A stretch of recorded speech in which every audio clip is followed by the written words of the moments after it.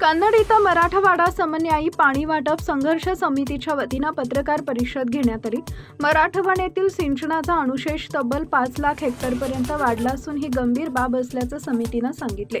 शासनानं सिंचन अनुशेष दूर करण्यासाठी तातडीनं ठोस उपाययोजना कराव्यात अशी मागणी करण्यात आली आहे। यासाठी 15 ऑगस्ट रोजी होणाऱ्या ग्रामसभांमध्ये आजी माजी सरपंच, उपसरपंच, ग्रामपंचायत सदस्य, सोसायटी चेअरमन, सभासद आणि जागरूक नागरिकांनी सिंचनाच्या प्रश्नावर ठराव घ्यावा असं आवाहन समितीनं केले। महाराष्ट्राचे राज्यपाल आणि मुख्यमंत्री यांनी मराठवाड्याच्या हक्काचे पश्चिम वाहिनी नद्यांमधील अतिरिक्त पाणी तातडीनं उपलब्ध करून द्यावे अशी मागणीही यावेळी करण्यात आली आहे। पत्रकार परिषदेस डॉक्टर अण्णा शिंदे, डॉक्टर सदाशिव पाटील, अशोकराव दबके, प्रकाश आहेर, दत्तराय पाटील यांच्यासह समितीचे पदाधिकारी उपस्थित होते। टाइम्स ऑफ महाराष्ट्रासाठी छत्रपती संभाजीनगर जिल्हा प्रतिनिधी संतोष खाजेकर यांचा रिपोर्ट। सर, आज जी पत्रकार परिषद तुम्ही घेताय ही कशा संदर्भात तुम्ही घेताय हे आम्हाला थोडक्यात सांगता? या ठिकाणी मराठवाडा समन्यायी संघर्ष समितीच्या वतीनं आज ही पत्रकार परिषद आपण जी आयोजित केली आहे यामध्ये मुख्य आपला उद्देश आहे की मराठवाड्यातील प्रामुख्यानं छत्रपती संभाजीनगर जिल्हा, जालना जिल्हा, बीड आणि हिंगोली जिल्हा या 4 जिल्ह्याचा 5 लाख हेक्टरचा सिंचनाचा अनुशेष आहे। आणि हा अनुशेष असताना आज या ठिकाणी मराठवाड्याचा अक्षरशः टँकरवाडा झाला आहे। आणि या ठिकाणी अनेक गावामध्ये आज ऑगस्ट उजाडला तरी सुद्धा आमचा वैजापूर तालुका असेल, कन्नड तालुका असेल, त्या ठिकाणी आज बी पाण्याचे टँकर चालू आहे।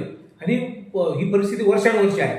आणि 2010-11 पासून या ठिकाणी मराठवाड्याचा सिंचनाचा अनुशेष भरण्यासाठी या ठिकाणी नारपार, दमणगंगा, गोदावरी खोऱ्यातलं पाणी मराठवाड्याला वळवायचं, उल्हास, वैतरणा खोऱ्यातलं पाणी मराठवाड्याला वळवायचं हे आम्ही फक्त ऐकूनच आहे।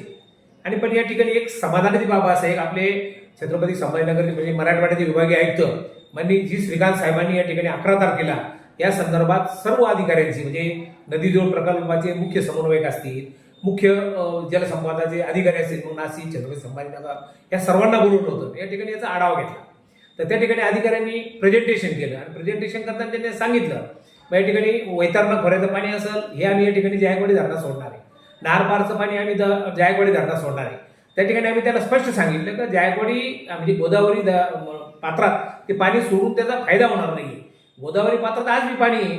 आमचं म्हणणं असं आहे की त्या ठिकाणी नारपारचा जो कालवा आहे तो येवला तालुका वैजापूरच्या बाँड्रीपर्यंत आलेला आहे, त्याच कालव्याला पुढे वाढवा, पुढे तो कन्नड तालुका, वैजापूर तालुक्यात आणि गंगापूरमध्ये वाढवला म्हणजे काय होईल की त्या ठिकाणी हे जे दुष्काळी पट्टा आहे याला या ठिकाणी पाणी मिळणार आहे। आणि म्हणून या ठिकाणी सिंचनाचा अनुशेष भरण्यासाठी आजच्या पत्रकार परिषद मेन उद्देश की सर्व सरपंच असतील, उपसरपंच असतील, ग्रामपंचायत सदस्य असतील, सोसायटीचे सर्व चेअरमन असेल, व्हाईस चेअरमन असेल, सर्व सदस्य असेल आणि इव्हन एक जागृत नागरिक सर्व ग्रामसेवक बंधू यांना सुद्धा मी विनंती करणार आहे, आपण 15 ऑगस्टला जे ग्रामसभा होणार आहे कारण सिंचनाचा अनुशेष भरण्याचा अधिकारी माननीय राज्यपाल महोदयांना असतो।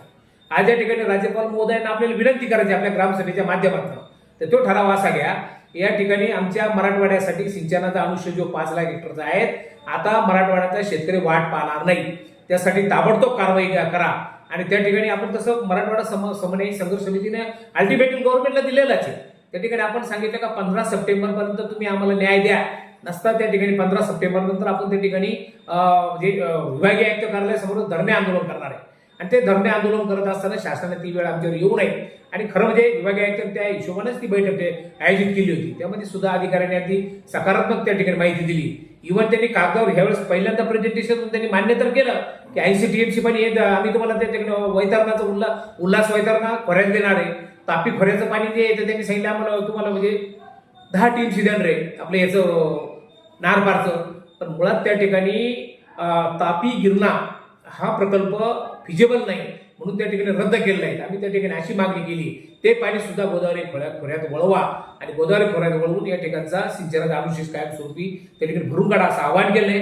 म्हणून येत्या 15 ऑगस्टला ज्या ग्रामसभा होतील मी सर्व जागृत नागरिकांना आवाहन करणार आहे, आपले सरपंच असतील, बाकी पदाधिकारी आपल्याला बोलवतील आणि या निमित्तानं आतापर्यंत सर्व जिल्हा परिषदेचे आजी माजी पदाधिकारी असतील, पंचायत समितीचे आजी माजी पदाधिकारी असतील, ग्रामपंचायतीचे आजी माजी पदाधिकारी असतील आणि सर्व पक्षाचे सर्व कार्यकर्त्यांना माझं आव्हान आहे की आता पेटून उठा।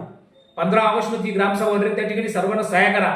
माननीय राज्यपाल महोदय, माननीय मुख्यमंत्री महोदयांना कळू द्या की आमची मागणी किती तीव्र आहे, आम्हाला हे किती गरजेचं आहे, आणि म्हणून त्या माध्यमात या ग्रामसभेला वेगळं वेटेज आहे आणि त्या ठिकाणी ह्या ग्रामसभेमध्ये हा ठराव आपण घ्यावा अशा पद्धतीने सर्व या चारही जिल्ह्यातल्या लोकांना नम्र विनंती करतो. निश्चितपणाने 15 ऑगस्ट ते 20 ऑगस्टच्या दरम्यान होणाऱ्या ग्रामसभेमध्ये हे ठराव आपण घेऊन आपल्याला किती गरज आहे ही तीव्रता आपल्याला मान्य राज्यपाल महोदय आणि मुख्यमंत्र्यांना दाखवायची.